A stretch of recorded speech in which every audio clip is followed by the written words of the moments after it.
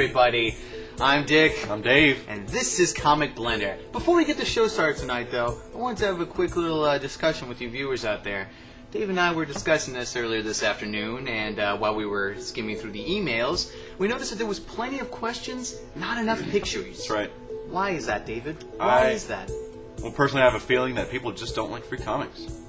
I like free comics. I like free comics, too. You know, the only thing better than a comic, David, is a free comic of your choice. That's right. So send those pictures in. It's not like we're going to send you Beyond or something. Yeah, no kidding. Or Hot Girl. For, you know, yeah, that would just it's be your choice. Yeah. It's up to you. So, you know, I don't want to keep talking about it, but just send in the pictures and we'll take care of you, and it'll be a lot of fun, and you'll be on the podcast. Hey, you'll be famous. We'll make you famous. Why not? I'm famous. David?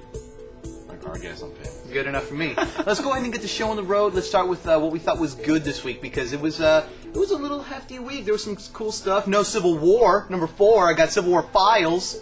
No Civil War 4, but all right. There's some good stuff. So let's go ahead and get the show on the road, David. Well, before I get started, I'm just going to let you know, there's no Marvel from me this week. That's right. It's all DC. Yeah. Wow. Moment of silence. Wow, you left the dark side. Yeah. Sorry. Temporarily. Yeah. All right, well, I'm going to start it all off with Green Arrow number 66. Excellent. It's being written by Judd Winnick. Man. Your man. And Scott McDaniel. It's just his choice. Many questions have been flying around about the bridge between all the 1 year later stuff and everything, Green Arrow. You know, as far as before the 1 year later, during 52, and his current life in Star City. This issue answers a lot of that, and it looks like in number 67 is going to continue answering some more of that stuff. Scott McDaniel's a great storyteller with his art. I mean, the page setup is awesome. You know where to look at. There's no confusing panels. It's really cool.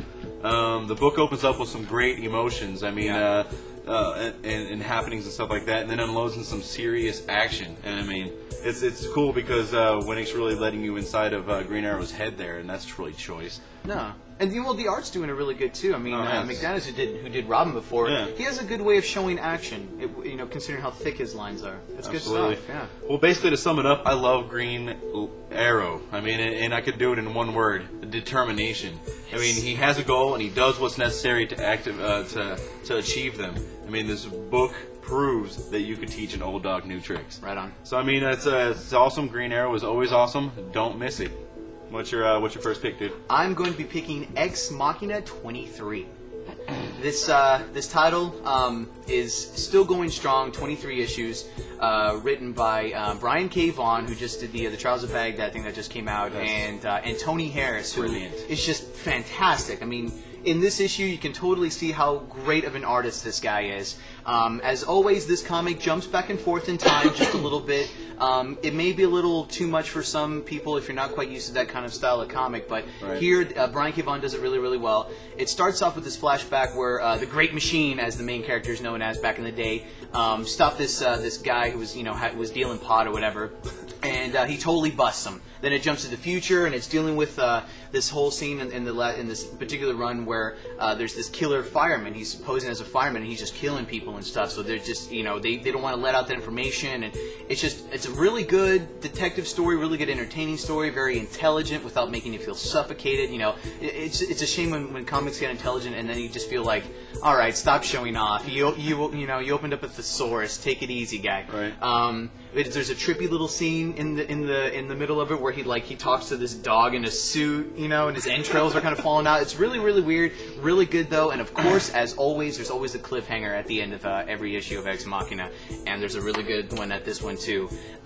So basically, what I'm trying to say is pick up this comic. You won't be let down. I always recommend it people when they come into the shop here at Bob's Comics, and I always tell them, hey, it's good stuff. Pick it up. It's up to 3 trades now, and it's always easy to read. Imagine that Ex Machina being good. I mean, it's always good. What are you trying to say, David? What are you trying to say? Then don't say anything and tell me your next pick. Fine, I won't say anything. That's Sure. cute. Man, I know. All right, Martian Manhunter was also a choice this week. They're on number 2. Let's see, A.J. Lieberman was writing this one, and art was by Al Barrianivo. Apologize if I mispronounced That's that. all right. It's a tricky one. You gotta do the mouth thing. Mouth thing. This Manhunter is none like you've ever seen before. It's pretty rough and tough and rugged, and it's a little bit bloody. Man, he's a bloody dude. We're in the middle of a story arc entitled the others among us.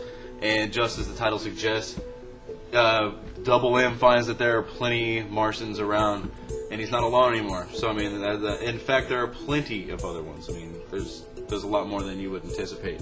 Things get pretty dark and grim.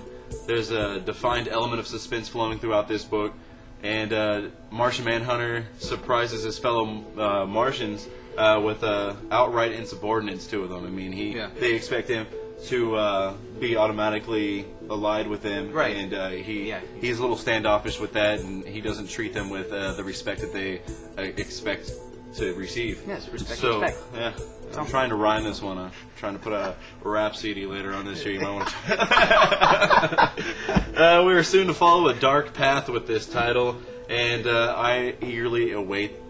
It's going to be just pretty sweet. It's not anything you've seen before. It's good to see Martian Manhunter come out and do something ballsy, dude. This is a guy who Superman is afraid of. Yeah. He can go transparent. He can shapeshift, read minds. He's super strong. He's pretty fast. This dude, he's a sweet dude. It's about time he got his own title. There's not many limits to this character. No, he's scary. I mean, it's pretty sweet. Yeah, and now that he is immune to fire and everything, that's always real spooky too. You're spooky. I'm a little bit. I'll tell you what is spooky, people. I picked a Marvel title for my second pick. I picked Ultimate X-Men 74. Yes. I don't meet too many people who are really big into the Ultimates titles, and I think it's just because people think that Ultimates titles kind of mess up the original storyline. But my spin on it is, it's nice to see something fresh. Yeah. It's a fresh story, fresh beginnings. Anything can happen. Colossus is gay. Who knew? Who knew? Kitty Pryde is somewhere is like waking up like, man, this is not right. Just going back to sleep. But it's just we have this arc was called Magician. And Magician was this really totally powerful character. It turns out he was able to just change, kind of change everything around him to make it what he wants it to be, which is really, really cool. He's just so incredibly powerful. Everyone fears him, really. What I like about this issue is Wolverine steps up. Wolverine does what I want Wolverine to do. He becomes gutsy. He even gets melted a little bit, and he looks really, really sick. And he takes care of business, and I like it when that happens. I'm also liking what's happening with Lilandra and Professor X, this little love story that's kind of happening in the back because, they all showed up because they were like, oh, Jean Grey is going to be the next Phoenix. And Professor X is like, this is just a date, honey. I don't know what you want out of this. And he's like, no, really, it's the Phoenix. And he's like, check, please. And it's but it's really good, and I'm liking it. Unfortunately, it's ended, but of course, there's always going to be a new arc coming up here, so I'm betting that it's going to be good this next one, too. But I like the Magician stuff, and if you'd like to see a powerful character kind of mess things up for the X-Men, which is usually what it comes down to anyways, pick this title up. I liked it this week. Right on. Was that good? That was masterpiece. Oh, you know what? That's just something I do. Let's go ahead and see what's coming out. I mean, let's go ahead and take a look at the cover of the week. You want to take a look at that? Yeah, sure. Why not? Let's look at it.